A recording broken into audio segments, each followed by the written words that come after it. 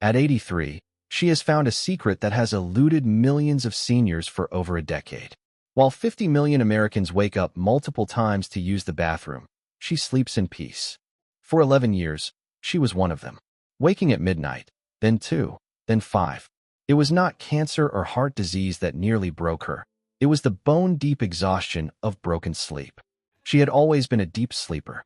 Gerald, her second husband, used to say a marching band could not flutter her eyelid. But when the nights changed, so did she. She tried the pills, the teas, and the herbal supplements. Every one of them aimed at the wrong organ entirely. Doctors checked her bladder and adjusted her medications, but the nights continued without interruption. The system makes money when you stay dependent. It does not make a single dollar when you figure out what is actually happening in your own body and fix it yourself. The truth is, the bladder is completely healthy in 80% of cases. It is not the problem. It is simply the last stop on a journey that begins in your legs 12 hours earlier. The system offers management, not a fix. At 83, she sat in her car, refusing to accept that her future would be spent shuffling to and from a bathroom in pieces. Her friend was an 86-year-old former school teacher, precise and formidable, but the nights had ground her down. For trips a night had stolen the woman's confidence. She didn't move into assisted living because of a stroke or a fall. She moved because she was so exhausted that she no longer trusted herself to manage her own home. The last time they held hands, the teacher whispered, "I still do not understand why my body stopped cooperating." It was heartbreaking because the answer was so simple. It was never the bladder. It was gravity. All day long, fluid pulls downward into the soft tissue of the legs, sitting there quietly like water absorbed into a sponge. The moment you lie down, gravity reverses. All that accumulated water moves back into the bloodstream, and your heart signals your kidneys to dump the overflow immediately. This is why restricting water after 6 p.m. fails. The water is already in your body, not in your stomach, but stored in your legs, waiting for you to sleep.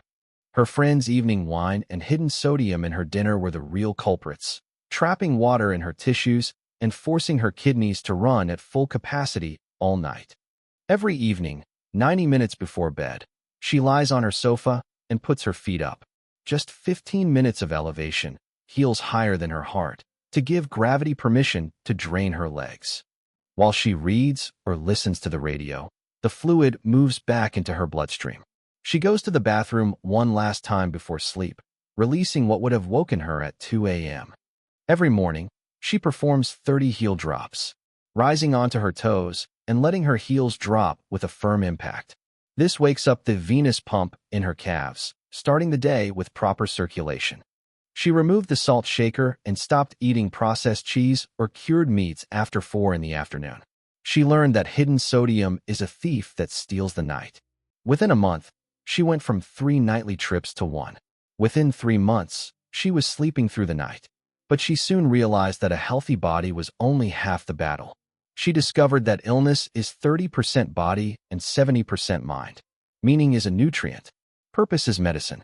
Without it, even a healthy heart begins to fog over. She watched robust men fail after leaving jobs that gave them identity. She saw sharp women lose their edge when they stopped being needed. The body simply follows the soul. For her, the change began when she started tutoring neighborhood children. Finding a reason to get up in the morning turned out to be as powerful as any physical remedy she had ever tried. She realized that being needed was a biological necessity. She began making 4 phone calls a week to those in care facilities, bringing the outside world to people who felt forgotten. She writes actual paper letters to 11 people across 6 states. For many, those letters are the only thing they look forward to in a month. Meaning, it turns out, is a potent nutrient. The body does not fail, it signals.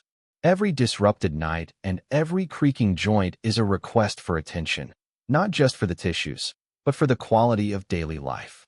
She learned to nurture her soul with sincerity, being honest about loneliness and grief, rather than performing a version of wellness that inconveniences no one. Patience became her new discipline.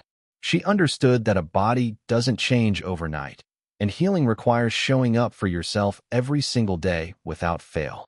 She encourages everyone to help someone else, not with grand gestures, but with 1 phone call, 1 letter, or 1 hour of attention to someone lonelier than themselves. Now, she is still here, sharp, interested, and glad to be alive.